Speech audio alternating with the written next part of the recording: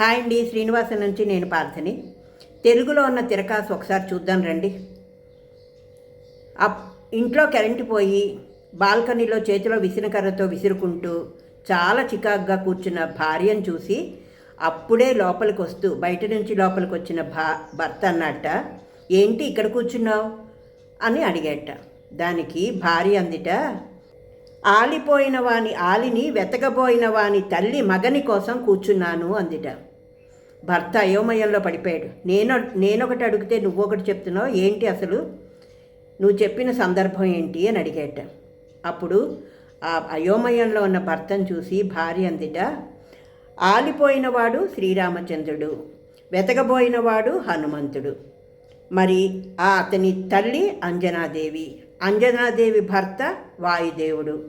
అదండి, అంటే నేను గాలి కోసం, ఆ వాయుదేవుడి కోసం ఈ బాల్కనీలో చేతిలో విసినకర్ర విసురుకుంటూ కూర్చున్నాను అని నవ్వుతూ చెప్పింట. ఇది సంగతి. భర్త ఆశ్చర్యపోయి నవ్వుకుంటూ లోపలికి వెళ్ళిపోయాడు. చూసారా, తెలుగులో ఉన్న తిరకాసు ఇలాంటిది. నేను బుక్లో చదివి నేను మీతో పంచుకుందామని అనుకున్నాను. ఇది కానీ నచ్చితే ఒక లైక్ చేసి, షేర్ చేసి, సబ్స్క్రైబ్ చేసుకోండి. మరొక కొత్త అంశంతో మళ్ళీ మీ ముందుకి. మీ పార్థ.